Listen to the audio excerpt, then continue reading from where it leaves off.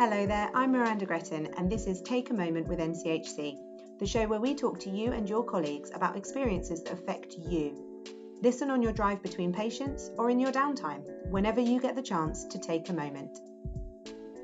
In this Spotlight episode, I talked to Occupational Therapist Jade Dias about being on maternity leave when she received a cancer diagnosis. Welcome to the podcast, Jade, and thank you for coming on to tell us your story. So tell me a bit about yourself, first of all, and your role within the Trust. Well, I've been with the Trust for quite a while now. So I joined in October 2010 as a community occupational therapist. It was initially just for the kind of coastal team in the West, but that's now kind of joined together with King's Lynn. So that's where I sit. So tell me about your experience then over the last couple of years. So I went on maternity leave it was January, February of 2020. So just before the COVID just before it all kicked off. Stopped the world, yes. So, I mean, that was very fortunate. My daughter was able to come and meet my little boy actually in hospital. So I feel very lucky about that. He was breastfed and he stopped breastfeeding in the December 2020. And then in the January, I had my first COVID jab. And you know what it's like, your arm can ache a little bit. The next day, I couldn't raise my arm fully. And I felt the lymph node bigger. And I thought, well, it's just the COVID jab. It's one of the recognised symptoms that can happen. Didn't think anything of it. A couple of weeks later, I then felt a lump in my left breast over a weekend and thought, no, this isn't right. And my lymph node, I then noticed was still up. I then, on the Monday morning, got straight through to the GP surgery. They saw me the same day, which was brilliant. And they sent me through on a 2-week wait to the hospital, to the breast care unit. So that was the start of it. Breast care unit saw me. They obviously took a bit of a history and kind of felt around the breast and under my arm. Because I was 35 at the time, I had a mammogram and an ultrasound, and they also did some biopsies at the same time. Then I kind of sat in the waiting room to speak to the consultant again, and that's when they said that it looked dodgy, basically. But in layman's terms, it didn't look right. So that was interesting because of COVID, I was on my own and I had to drive back home. Thankfully, it's not far in the snow and ice. Yeah, not in a great place at that point because you don't know what to think. Like they said it was going to be 2 weeks for my results. And obviously I could take someone with me. But that 2 weeks were the worst 2 weeks of my life. Hands down. I thought I wouldn't see my kids grow up. Jade, in the middle of a pandemic, when there's all of that uncertainty, to then have this on top of it. Yeah, that was really hard. That was really hard. But then when I had my appointment with the consultant for my results, they were 40 minutes late, which I didn't know what to do with myself, whether I wanted to throw up, pass out, or what to do. I didn't blame them though, because if people need the time, they need the time. But it was just wanting to get my results. So, but I went in. She was amazing. Everyone has been incredible, I have to say.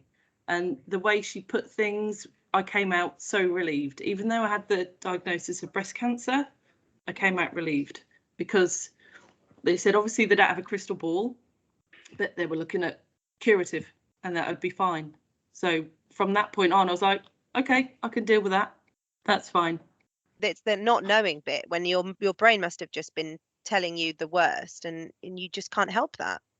Yeah, it was terrific. It was just, the main thing was, am I going to see my kids grow up? Your son was 1 at this point. While I was waiting, we celebrated his first birthday. And I got my results on my husband's birthday. Oh. But it was good news. I mean, it would have been better, obviously, if I didn't have the diagnosis. But of everything that where it was, kind of stages, the type it was the next best thing for me. So, yeah, I could deal with that. So at this point, have you told your daughter, because obviously your son was a bit too little, but had you told your daughter anything? No. No. And to be honest, I still haven't told her the word cancer. I kept her up to date with it's a lump, it shouldn't be there. I told her that I was going to have special medicine, warned her about my hair is going to fall out and I might feel a bit rough. And thankfully at that point, nursery, because she was at nursery at the time, nursery was open, so she was able to go, my son was able to go. So for any days that I was going to feel rough after chemo, I knew that all I had to do was pretend I had more energy just for a couple of hours in the evening. It wasn't a case of having to struggle through the day being like, yes, I'm fine, when I really wasn't. But I did think long and hard about whether to tell her the cancer word. And I don't know whether it was the right thing or not, but at the time, my grandfather had died of cancer many years ago. It's not even a person that she ever met, but she knows of him. And that's her only experience she's had with cancer. So I didn't want her to link cancer means you're going to die, because it's not the case. So me and my husband decided, let's just stick with the word. It's a lump that shouldn't be there, and special medicine, to try and keep it on a level that she could understand. That's a really good idea, I think, because you're right. There is that children really fixate on things like that as well, and she would have just absolutely made that connection. So what treatment were you then put on? So once you'd had that diagnosis, what was the next step? Okay, so I mean, they got me to have my COVID jab, my second one, sooner, because obviously having kind of chemo can, change your blood values. So I had that brought forward. I then started chemo. I was due to have 7 rounds, 4 of more of a targeted type, and then 3 of I think it's like a general, quite a nasty one, I think that people with breast cancer have. So I had the 4, but that one of them affected my heart. So yeah, one of the targeted ones is known that it, on the rare occasion, can affect your heart. And I'm one. Of course, that was me. So after the 4 rounds, we then paused to give my heart chance to recover. But so we didn't wait, because how long is it going to take to recover? Hopefully it does, but how long?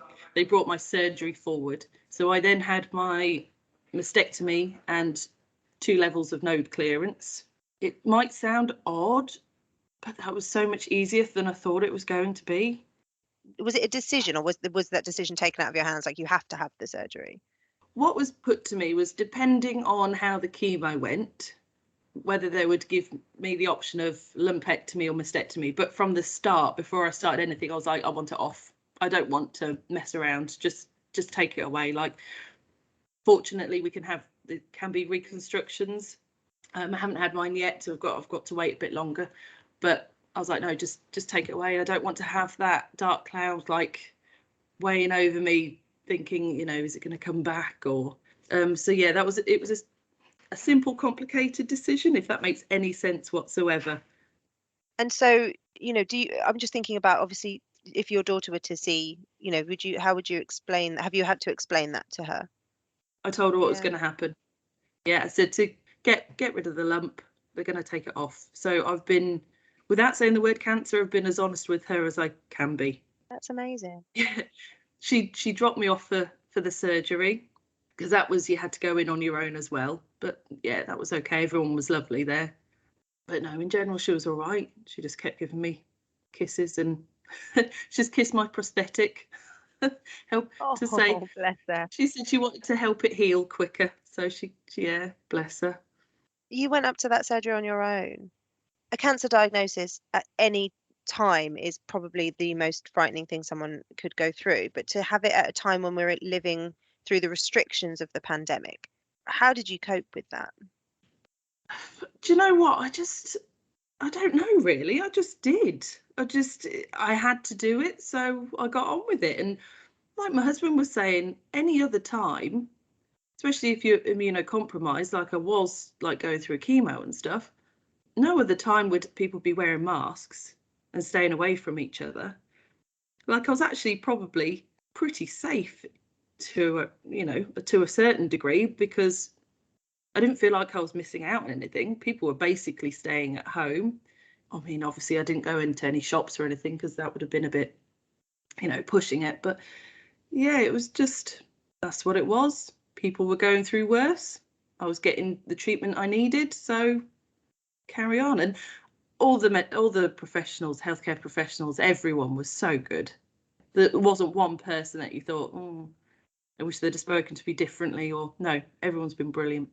What was it like then having that conversation with your line manager about kind of how it was going to be with work and everything? Oh, easy. Yeah. Oh, my line manager has been brilliant. She's I've kept her up to date.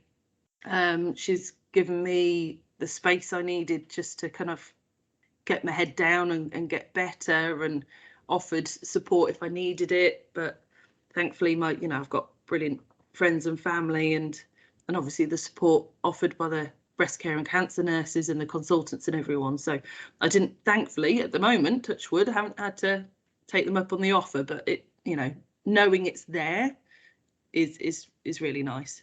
It's a really good feeling. Yeah, I Yeah. bet. And did you want your diagnosis to be confidential from your colleagues, or are you that kind of tight-knit team that you were happy for them to know about it? I didn't mind. I didn't mind. It's not like I'm one of these people who like spreads around my kind of medical background, but for something like this, no, like it didn't bother me at all. And it was lovely, they sent a card and flowers and things, so at least everyone said that they're happy that I'm back. So yeah. What's it been like then coming back after I mean, so well, first of all, are you like, are you in remission? Is it gone? Are you okay? Yeah, it's got, so after my surgery, when I got my results, they found that the chemo had worked better than they were thinking it was going to. Like I think it was 0.2 of a millimeter left. So they then rejigged what I was, or kind of redecided on what my treatment was going to be. So I didn't need any more chemo, which was amazing. I had some more targeted treatment, but how they gave that changed last April. So rather than having like a 2.5-hour infusion, I had a 5-minute injection every 3 weeks. Yeah, which was brilliant. So much easier. I didn't really feel any side effects from that either. So yeah, Oh, that was amazing. perfect. And then because I was kind of borderline for radiotherapy, whether I needed it or not, they decided to let me decide. So myself and my husband had a chat with the consultant. Oh, it must have been about an hour, just over, of the kind of pros and cons of radiotherapy. And I've decided to go for it because if something did happen, if it did come back, I'd just never forgive myself for not trying everything. So I had my 3 weeks of radiotherapy at Addenbrooke's. And yeah, that was basically done and dusted. Because the chemo affected my heart, I was under cardiology for a little while, but I've just been discharged from then. Everything's kind of back to normal, so that's good. So yeah, being back to work, it's starting to feel like I haven't been away, which is quite nice. Getting back into it, being productive, and yeah, it's good. It's good. Back to normality. Wow, that's so brilliant. I'm so pleased. And so you feel like physically well, like do you struggle at all during the day, or you just straight back into it? So after my radiotherapy, that, I think the travel and the actual process of it, I was tired, but I kind of OT to the core. I was kind of using my housework to try and help build myself up each day. So after about a month, I was in a much better place, kind of energy wise. Coming back to work mentally, my goodness, that was draining. Like all of the e-learning, kind of sat there staring at a computer, trying to remember everything that I was doing before, plus all the changes with, I mean, even without COVID, there's always changes. But with COVID on top of that as well, trying to take that all in, my goodness, that was a lot. But the team, my boss, have been brilliant. The phase return, has been really flexible. So I'm now in a much better position physically and mentally. I think the worst thing to do mental health wise is to bottle things up. So, and I didn't want to be the type of parent that would bottle things up and show my children, oh no, you can't show how you feel, or you can only be happy or whatever. So using language they understand, we try and keep things quite open. Do you think they gave you strength then through this process? Oh, definitely. from thinking that I wasn't going to see him growing up to know that I'll be all right. It was all about them.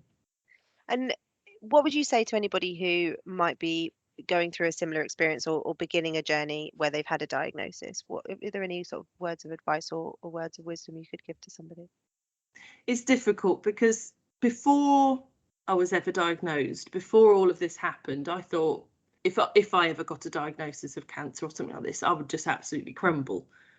But until you go through it, you really don't know. But looking back, I think people are stronger than they realise. It's just taking one day at a time, not putting too much pressure on yourself. Everyone's journey is different. I know of people recently who've had cancer and sadly they haven't won their battle, but they still had life to live. For the time they had left, they still lived it, you know. But really, if they say prevention's better than cure, I've always been one to, have the smear tests whenever I've been told to. As soon as I felt the lump, I went straight and had it checked out. And I mean, if I hadn't, it would have been a very different story. I've no doubt about that. So it's just, one day at a time, keep plodding on, be kind to yourself. All the usual cliches, they're true. There are so many people in worse situations, so many people with kind of long-term conditions which are going to deteriorate. I'm not in that position. I'm lucky. So do you think you feel that way because of your profession and because you work with palliative patients and things like that? Do you think maybe that's why you have this outlook? Possibly. I mean, I've always enjoyed working with palliative patients, and it always kind of grounds you as to what's important. So yeah, possibly. Hadn't thought about that, to be honest.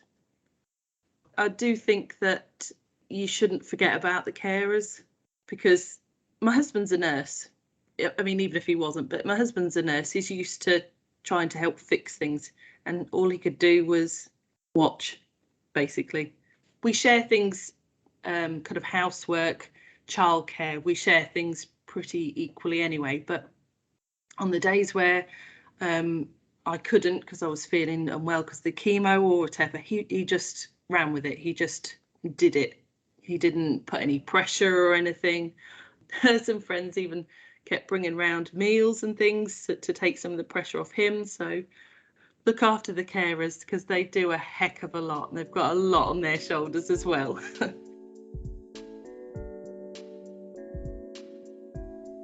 Thank you for listening to Take a Moment with NCH&C. If you've enjoyed this podcast, please visit the podcast intranet page to leave a comment and for details of our other episodes. You can also follow NCH&C on all social media channels.